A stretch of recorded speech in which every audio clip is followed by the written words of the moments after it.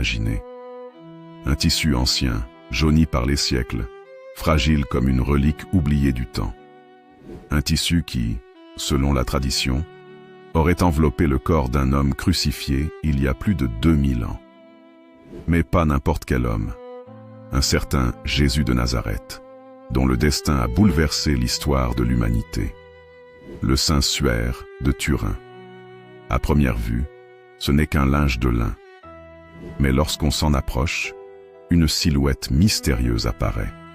Un corps marqué par la souffrance, le sang, et des blessures qui correspondent étrangement à celles décrites dans les évangiles.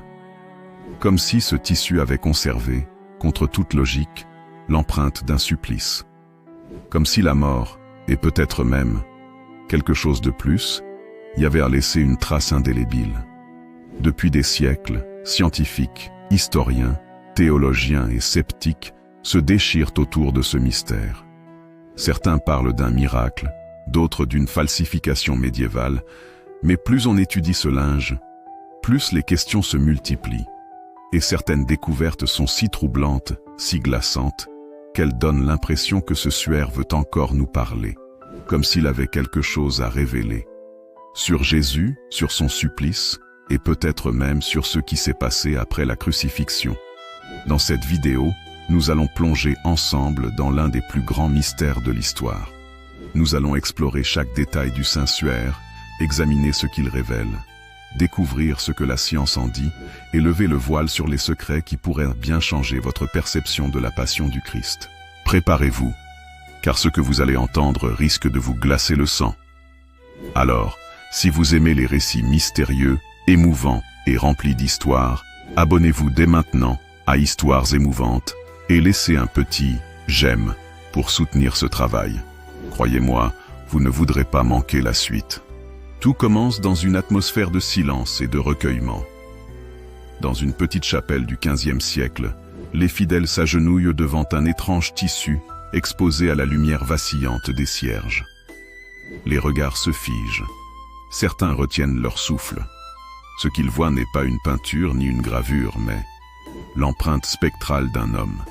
Un visage émacié, marqué par une souffrance indicible, et un corps qui porte des stigmates si précis que l'on croirait assister au récit muet d'une crucifixion. Ce tissu, que l'on nomme aujourd'hui le saint Suaire de Turin, allait rapidement devenir l'objet de fascination, de vénération, mais aussi de controverse. Car derrière ces fibres de lin se cache une énigme qui défie le temps, la science et la raison. Officiellement, le Suaire de Turin apparaît pour la première fois au milieu du XIVe siècle, en France, dans une petite église de Liray, près de Troyes. On raconte qu'un chevalier, Geoffroy de Charny, aurait ramené ce linge mystérieux après les croisades. Mais personne ne sait vraiment comment il est entré en sa possession. Était-ce un trésor rapporté de Terre Sainte? Était-ce une relique volée ou un cadeau transmis par des mains invisibles à travers l'histoire? Dès son apparition, le tissu attire les foules. Les fidèles y voient un signe divin, une preuve tangible du sacrifice du Christ. Mais déjà, certains s'interrogent. Pourquoi ce linge n'a-t-il jamais été mentionné auparavant? Pourquoi les premiers siècles du christianisme, si attentifs à préserver les reliques, garderaient-ils le silence sur un objet d'une telle importance? Cette zone d'ombre dans son origine historique nourrit les doutes, mais aussi le mystère. Car parfois, ce qui manque dans une histoire rend celle-ci encore plus fascinante. Approchez-vous du Suaire. Imaginez que vous soyez l'un de ces fidèles du Moyen-Âge, découvrant ce linge pour la première fois. La silhouette d'un homme y apparaît, à la fois effacée et saisissante. Le visage porte une barbe, une moustache, des cheveux longs tombant sur les épaules. Mais ce n'est pas la douceur d'une icône byzantine. Non, c'est un visage marqué, tuméfié, ensanglanté. On distingue des traces de coups, des plaies sur le front qui rappellent la couronne d'épines.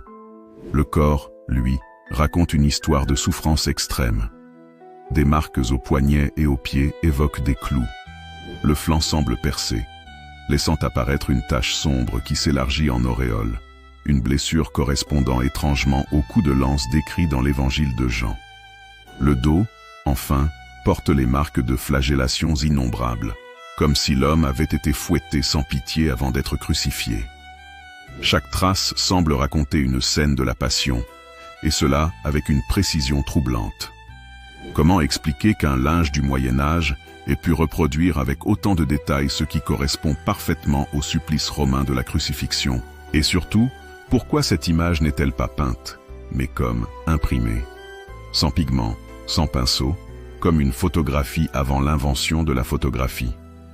Les scientifiques qui ont examiné le suaire au fil des siècles ont toujours buté sur la même question. Comment cette empreinte a-t-elle pu se former? L'image n'est pas composée de pigments, elle ne traverse pas le tissu, elle semble flotter à la surface des fibres. Comme si une lumière intense avait brûlé le lin, laissant une silhouette fragile et indélébile. Au XIXe siècle, une découverte va bouleverser le regard sur le suaire. En 1898, un avocat passionné de photographie, Secondo Pia, obtient la permission de le photographier. Lorsqu'il développe la plaque, il fait une découverte stupéfiante. L'image du suaire est en réalité un négatif photographique. Ce que l'œil humain voit comme une silhouette floue prend alors, en négatif, une précision incroyable. Les traits du visage apparaissent nets, réalistes, bouleversants. C'est comme si ce linge avait été conçu pour une époque qui n'existait pas encore. Comme si, mystérieusement, il avait attendu l'invention de la photographie pour révéler toute sa vérité. À partir de ce moment, le suaire devient une énigme scientifique autant que religieuse. Les chercheurs se penchent dessus, les débats s'enflamment. Les sceptiques crient à la supercherie médiévale.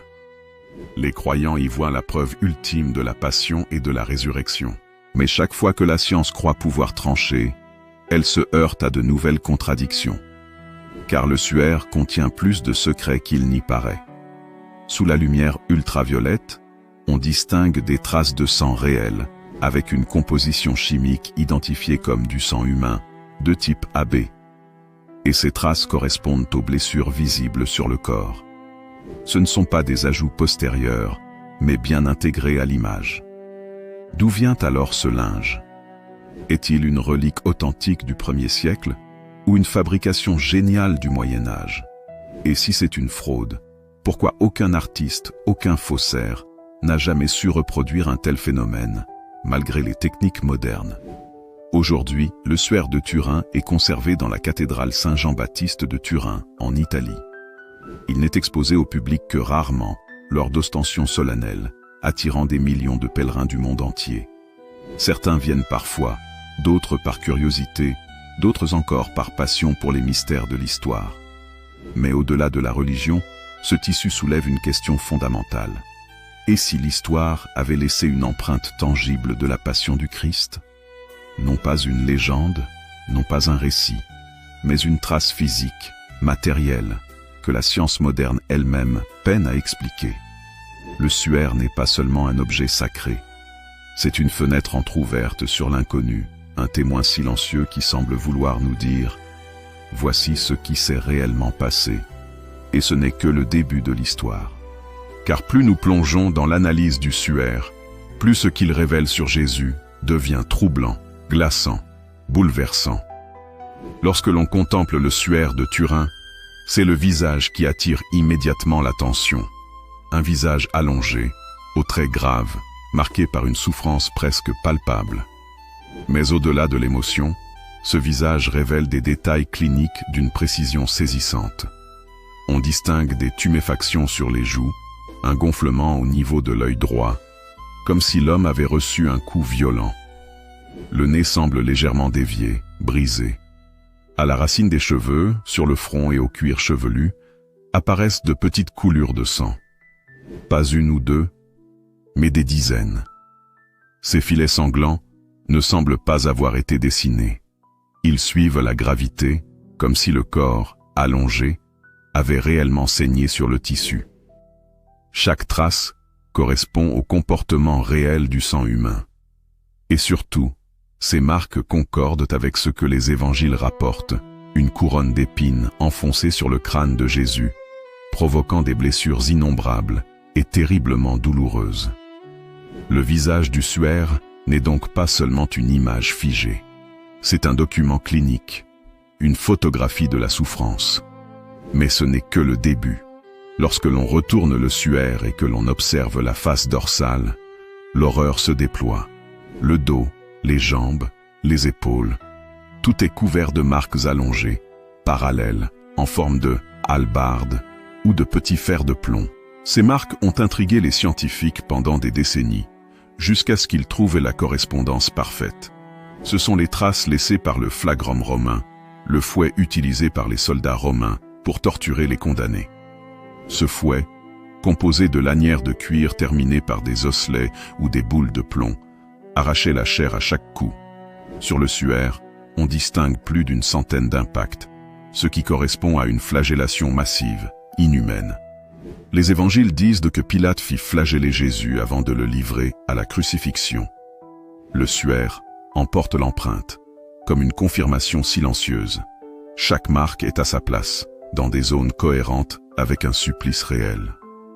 On retrouve même des traces sur la poitrine et les cuisses, prouvant que l'homme fut fouetté à la fois de face et de dos par plusieurs soldats en même temps. Un autre détail glaçant se révèle sur le suaire. Les épaules sont marquées de larges plaies, comme si un objet lourd et rugueux avait frotté et écrasé la peau. Les scientifiques y voient la preuve du portement de la croix. Car contrairement à l'imagerie populaire, les condamnés ne portaient probablement pas toute la croix, mais la poutre transversale, appelée patibulum. Cet énorme morceau de bois pouvait peser entre 30 et 50 kilos. Plaqué contre les épaules déjà lacérées par la flagellation, il provoquait d'atroces blessures. Sur le suaire, ces plaies sont visibles. Elles sont même accompagnées de coulées de sang qui descendent selon l'inclinaison du corps, comme si celui-ci avait titubé sous le poids du fardeau. Ces détails concordent avec le récit évangélique de Jésus tombant plusieurs fois sur le chemin du calvaire. Vient ensuite l'épreuve ultime, la crucifixion. Les stigmates visibles sur le suaire ne se trouvent pas au niveau des paumes, comme on le voit souvent dans les représentations artistiques, mais au poignet. Une découverte capitale. Car les archéologues et médecins légistes s'accordent, planter des clous dans les paumes n'aurait jamais permis de soutenir le poids d'un corps. La chair se serait déchirée. En revanche, passer un clou entre les os du poignet, précisément au niveau de l'espace de Desto, assure un maintien solide et cause des douleurs insupportables en touchant le nerf médian. Le suaire révèle cette vérité crue. L'homme qui y est représenté a bien été crucifié selon la méthode romaine. Et là encore, le sang s'écoule en rigole réaliste, selon des angles qui indiquent les différentes positions du corps sur la croix, tantôt étendu, tantôt affaissé par l'épuisement. Au pied, une grande tache de sang correspond à un autre clou, enfoncé probablement par-dessus l'autre, fixant les deux pieds ensemble. Le réalisme est glaçant. Un autre détail crucial apparaît sur le flanc droit du corps, une large tache de sang et de sérum. Elle correspond à une blessure faite après la mort, quand le sang coagule et se sépare en plasma et globules. Cela concorde parfaitement avec le récit de l'évangile de Jean, qui affirme qu'un soldat romain perça le côté de Jésus et qu'il en sortit du sang et de l'eau. Ce détail médical est fascinant. Comment un faussaire médiéval aurait-il pu inventer cette précision, alors que les connaissances sur la coagulation sanguine n'existaient pas à l'époque? Ainsi, le suaire ne raconte pas seulement une histoire, il la démontre comme un rapport médico-légal gravé dans le lin. Les traces concordent toutes avec les évangiles, mais aussi avec ce que la science moderne sait du supplice romain. Les flagellations, le portement de la croix, les clous au poignet, le coup de lance. Rien n'est incohérent. Plus encore, le suaire va au-delà du texte biblique. Il ajoute des détails que les évangiles ne mentionnent pas, mais qui se révèlent exacts lorsqu'on les confronte à la médecine légale, comme si ce tissu avait enregistré la passion elle-même. Alors, que penser? Certains y voient la preuve irréfutable que le suaire est bien le linceul du Christ. D'autres pensent qu'il s'agit d'un génial artefact médiéval, une sorte de théâtre macabre, créé pour bouleverser les foules. Mais une question demeure. Comment expliquer une telle exactitude médicale? à une époque où ces connaissances n'existaient pas. Chaque blessure, chaque coulée de sang, chaque stigmate semble murmurer une vérité ancienne et terrifiante. Ce corps a réellement souffert la crucifixion. Et si c'est bien celui de Jésus, alors le suaire devient le témoin le plus direct de la passion. Pendant des siècles, le suaire de Turin a été entouré de vénération, mais aussi de suspicion. Était-ce vraiment le linceul du Christ ou une habile supercherie médiévale? Au XXe siècle, une nouvelle ère s'ouvre, celle de la science. Pour la première fois, chercheurs, physiciens, médecins légistes, chimistes et même experts en imagerie se penchent sérieusement sur ce tissu. L'objectif est clair, percer le mystère. Mais rapidement, le suaire se montre plus complexe qu'il n'y paraît. Chaque découverte éclaire une partie de l'énigme, mais en crée une nouvelle. Revenons un instant à Secondo Pia, l'avocat photographe qui, en 1898, photographie le suaire pour la première fois. Lorsqu'il développe sa plaque, il découvre avec effroi que l'image du linge est en négatif. Autrement dit, le suaire lui-même agit comme une pellicule photographique avant l'heure. Ce que l'œil humain perçoit comme une silhouette floue se révèle, en négatif, d'une précision presque photographique. Le visage devient saisissant de réalisme. Les détails apparaissent avec une netteté incroyable. À cette époque, la photographie est encore jeune, et ce résultat provoque un choc mondial. Comment un tissu médiéval aurait-il pu produire une telle image, alors que la photographie n'a été inventée que des siècles plus tard? Dans les années 1970, un groupe de scientifiques américains, regroupés sous le nom de STURP, Shroud of Turin Research Project, obtient l'autorisation exceptionnelle d'étudier le suaire pendant 120 heures. Ils viennent avec des instruments de pointe, caméras infrarouges, rayons X, spectromètres, microscopes. Leurs conclusions sont stupéfiantes. L'image n'est pas peinte. Aucun pigment, aucune trace de pinceau, aucune substance colorante n'a été trouvée. L'image est superficielle. Elle ne pénètre pas les fibres, mais n'affecte que la couche la plus externe du lin, de l'ordre de quelques microns.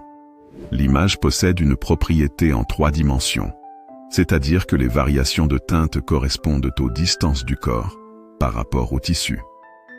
En clair, le suaire contient une carte topographique du corps, comme si une projection mystérieuse avait enregistré la silhouette. Ces découvertes écartent la thèse d'une simple peinture. Mais elles ouvrent une question vertigineuse. Comment une telle image a-t-elle pu se former? Le STURP confirme aussi la présence de véritables traces de sang humain. Des analyses plus poussées montreront qu'il s'agit de sang de type AB, un groupe sanguin rare, mais très présent au Moyen-Orient. Encore plus étrange, le sang est visible avant l'image. En d'autres termes, les taches de sang se sont imprimées sur le tissu avant l'apparition de l'image corporelle, comme si le linge avait d'abord recueilli le sang d'un corps, puis, plus tard, une mystérieuse empreinte lumineuse. Comment expliquer ce phénomène? Un artiste du Moyen-Âge aurait-il pu déposer du sang humain avec une telle précision anatomique? Et pourquoi se donner tant de mal alors que personne n'avait les connaissances médicales pour vérifier ces détails? En 1988, la science croit enfin tenir la réponse. 3 laboratoires, Oxford, Zurich et Tucson, effectuent un test de datation au carbone 14 sur un échantillon du suaire. Verdict, le tissu daterait de 1260 à 1390, autrement dit du Moyen-Âge. Le choc est immense. Pour beaucoup, l'affaire est classée. Le suaire serait un faux médiéval, fabriqué pour attirer les pèlerins et leurs offrandes. Mais très vite, des voix s'élèvent. Certains scientifiques remettent en cause la validité de l'échantillon analysé, car celui-ci provient d'un coin du suaire qui a été manipulé, réparé et même rapiécé après un incendie en 1532. Autrement dit, la datation pourrait concerner la partie restaurée et non le tissu original. Depuis, de nouvelles analyses textiles et chimiques tendent à confirmer cette hypothèse. L'échantillon testé ne serait pas représentatif du suaire entier. Le mystère reste donc entier. Une autre piste, encore plus troublante, apparaît au fil des recherches. Plusieurs scientifiques avancent l'idée que l'image du suaire pourrait avoir été formée par une décharge d'énergie lumineuse. En 2011, des chercheurs italiens du CNR, Conseil national de la recherche, tentent de reproduire l'image en projetant des lasers ultraviolets extrêmement puissants sur du lin. Résultat, ils parviennent à créer une image superficielle ressemblante, mais ils reconnaissent que la puissance lumineuse nécessaire est colossale, supérieure à tout ce que l'on peut produire aujourd'hui sur une grande surface. Leur conclusion est stupéfiante. Seule une source d'énergie comparable à un éclair de lumière surnaturel aurait pu imprimer le suaire. Certains y voient une explication scientifique de la résurrection, comme si, au moment où le corps quittait le tombeau, une explosion de lumière avait gravé son empreinte dans le tissu. Après des décennies d'études, une chose est certaine, le suaire refuse de livrer son secret. La science a montré qu'il ne s'agit pas d'une simple peinture, ni d'une image créée par des pigments. Elle a confirmé la présence de sang, de blessures cohérentes avec la crucifixion, et une image qui agit comme un négatif photographique en 3 dimensions. Mais la science n'a pas su dire comment cette image s'est formée. Chaque explication, peinture, réaction chimique, brûlure, lumière, se heurte à des contradictions. Alors le suaire demeure, à mi-chemin, entre la foi et la raison, entre l'histoire et le mystère. Un témoin silencieux qui semble défier notre compréhension et qui, peut-être, nous oblige à affronter la plus grande question de toutes. Et si ce linge avait réellement conservé la trace de l'instant où la mort a été vaincue? Pendant longtemps, le suaire fut contemplé uniquement comme une image pieuse, une relique vénérée. Mais avec les progrès de la technologie, lumière ultraviolette, photographie numérique, scanner, filtre d'imagerie, les chercheurs ont découvert que ce linge recelait beaucoup plus qu'un simple portrait. Des détails presque invisibles à l'œil nu apparaissent lorsque l'on observe de près ces fibres de lin. Et ce que l'on y voit bouleverse à la fois l'histoire et la foi. En 1978, des chercheurs utilisent l'imagerie numérique pour étudier le suaire. En grossissant certaines zones autour du visage, ils affirment y avoir distingué des inscriptions grecques et latines. Des lettres, des fragments de mots, comme s'ils avaient été tracés à la hâte. Parmi ces mots, Nazarénos, le Nazaréen, Jésus, Jésus, ou encore des allusions à la condamnation à mort. Certains pensent qu'il pourrait s'agir de fragments d'un écriteau funéraire apposé sur le corps, comme cela se faisait dans les rites juifs. Si ces découvertes restent débattues, elles ajoutent une dimension troublante. Le suaire ne porterait pas seulement une image, mais aussi des indices textuels, comme un message caché dans les fibres. Un autre détail mystérieux intrigue depuis longtemps.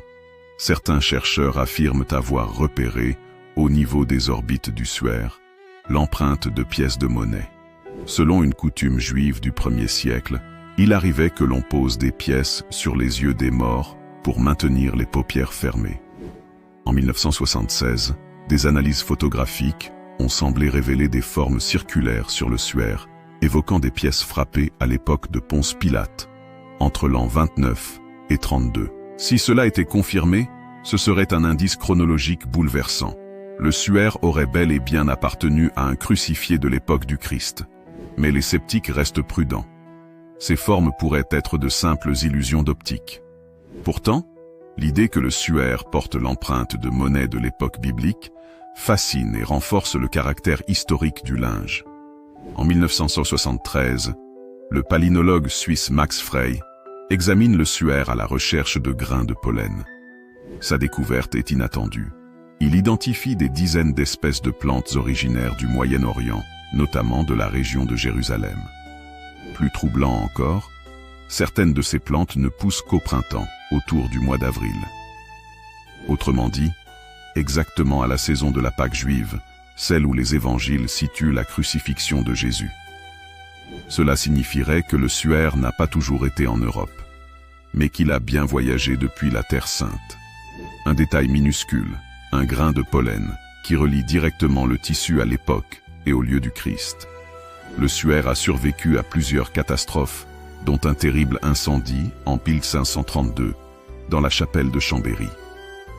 Le linge fut gravement endommagé.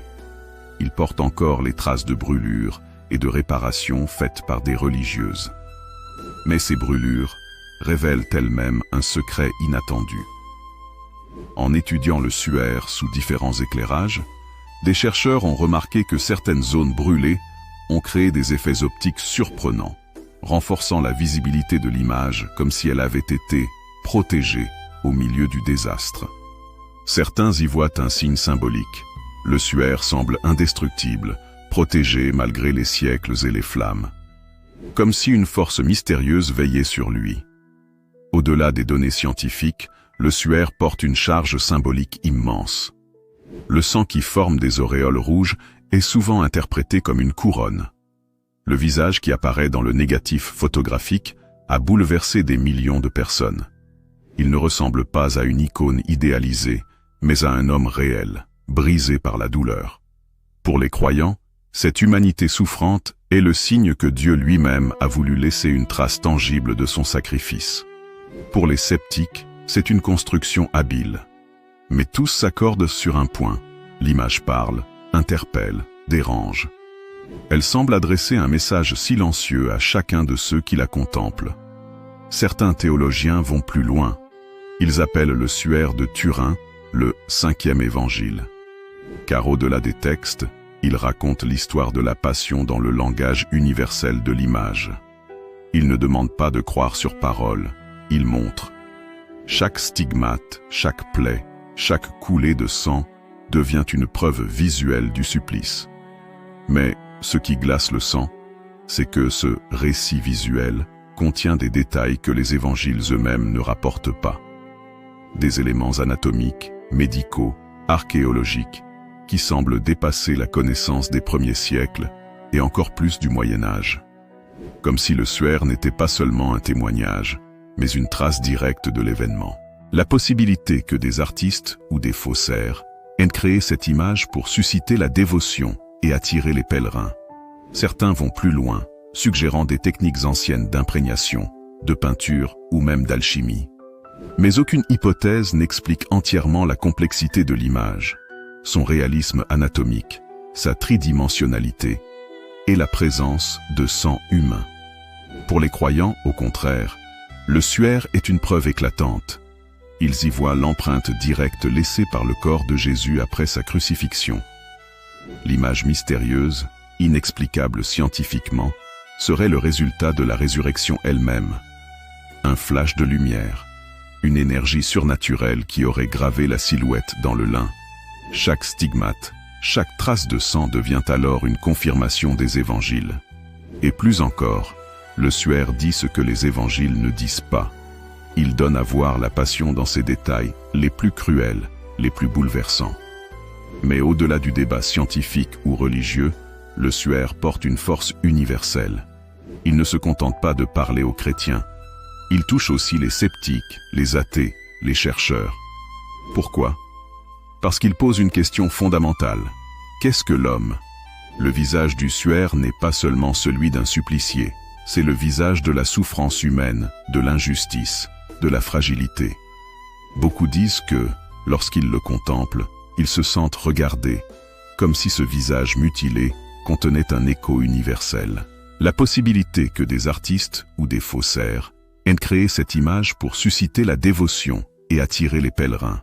Certains vont plus loin, suggérant des techniques anciennes d'imprégnation, de peinture ou même d'alchimie. Mais aucune hypothèse n'explique entièrement la complexité de l'image, son réalisme anatomique, sa tridimensionnalité et la présence de sang humain. Pour les croyants, au contraire, le Suaire est une preuve éclatante. Ils y voient l'empreinte directe laissée par le corps de Jésus après sa crucifixion. L'image mystérieuse, inexplicable scientifiquement, serait le résultat de la résurrection elle-même. Un flash de lumière, une énergie surnaturelle qui aurait gravé la silhouette dans le lin. Chaque stigmate, chaque trace de sang devient alors une confirmation des évangiles. Et plus encore, le Suaire dit ce que les évangiles ne disent pas. Il donne à voir la passion dans ses détails les plus cruels, les plus bouleversants. Mais au-delà du débat scientifique ou religieux, le Suaire porte une force universelle. Il ne se contente pas de parler aux chrétiens. Il touche aussi les sceptiques, les athées, les chercheurs. Pourquoi? Parce qu'il pose une question fondamentale. Qu'est-ce que l'homme? Le visage du Suaire n'est pas seulement celui d'un supplicié, c'est le visage de la souffrance humaine, de l'injustice, de la fragilité. Beaucoup disent que, lorsqu'ils le contemplent, ils se sentent regardés, comme si ce visage mutilé contenait un écho universel. C'est peut-être là le plus grand secret du Suaire. Il n'est pas qu'un objet religieux, il est un miroir. Il renvoie chacun à sa propre humanité, à sa propre quête de sens. Certains théologiens vont plus loin encore. Et si le Suaire n'avait été conservé que pour notre époque? À une ère où la science domine, où la foi recule dans beaucoup de régions du monde, ce linge viendrait défier notre raison. Comme si, dans un monde saturé de preuves et de doutes, il restait un témoignage silencieux, inclassable, qui échappe à toute explication définitive. Un signe que l'histoire n'a pas encore livré tous ses secrets. Alors, que nous dit réellement le Suaire de Turin? Qu'il y a 2000 ans, un homme a été flagellé, couronné d'épines, crucifié et percé au flanc. Que cet homme a subi une torture extrême, avec des détails qui concordent parfaitement avec le récit des évangiles. Que son empreinte s'est retrouvée mystérieusement fixée sur un linge de lin, d'une manière que la science peine encore à expliquer. Si cet homme est Jésus de Nazareth, alors le Suaire est le témoignage le plus direct que nous possédons de sa passion et, peut-être, de sa résurrection. Et c'est là que le frisson nous parcourt, car au-delà des doutes, au-delà des débats, ce linge semble nous chuchoter « J'ai été là, j'ai vu, j'ai gardé la trace ». Oui, ce que le Suaire révèle sur Jésus glace le sang. Non seulement parce qu'il nous montre la cruauté de la crucifixion, avec une précision insoutenable, mais aussi parce qu'il nous met face à une possibilité vertigineuse. Et si ce linge avait réellement capté l'instant où la mort a été vaincue? Un tissu qui aurait absorbé, dans ses fibres, le mystère le plus insondable de l'humanité. La frontière entre la vie et la mort, et la promesse d'une vie au-delà. Alors, que faire de ce mystère? Croire que le Suaire est une preuve miraculeuse? Penser qu'il n'est qu'une énigme historique? Ou simplement accepter qu'il nous invite à réfléchir, à douter, à chercher? Peut-être que le véritable pouvoir du Suaire n'est pas d'apporter une réponse définitive, mais de poser une question qui traverse les siècles. Qui était vraiment Jésus de Nazareth? Et voilà, chers amis, nous avons parcouru ensemble le mystère du Saint Suaire de Turin. Un linge fragile, mais porteur de questions éternelles. Une énigme qui résiste à la science, qui bouleverse les croyants, qui intrigue les sceptiques. Alors dites-moi dans les commentaires, que pensez-vous, vous? Le Suaire est-il une preuve tangible de la passion du Christ? Ou une supercherie médiévale incroyablement bien réalisée? Si ce voyage à travers l'histoire et le mystère vous a ému et glacé le sang, je vous invite à vous abonner à la chaîne Histoires émouvantes, à activer la cloche et à liker cette vidéo pour ne rien manquer des prochains récits qui vous feront frissonner. Car une chose est sûre, d'autres histoires incroyables nous attendent. Voilà, nous arrivons au terme de ce voyage fascinant à travers l'un des plus grands mystères de l'histoire, le Saint Suaire de Turin. Un récit troublant, parfois glaçant, mais surtout profondément émouvant. Car au fond, que l'on soit croyant ou sceptique, ce linge millénaire continue de nous interpeller, de nous questionner, et de nous rappeler que certaines énigmes résistent encore au temps et à la science. Je tiens à vous remercier sincèrement d'avoir suivi cette vidéo jusqu'à la fin. Votre présence, votre curiosité et vos réflexions donnent tout son sens à ces récits. Chaque vue, chaque j'aime, chaque commentaire est un véritable soutien et nous motive à continuer de vous partager ces histoires mystérieuses et bouleversantes. Si ce voyage vous a captivé, je vous invite à vous abonner à la chaîne Histoires émouvantes, à liker la vidéo et à activer la cloche pour ne pas manquer les prochains récits. Croyez-moi, d'autres histoires encore plus intrigantes et émouvantes arrivent bientôt. Merci du fond du cœur pour votre fidélité et votre confiance. Prenez soin de vous et à très vite pour une nouvelle plongée dans les mystères qui marquent notre humanité.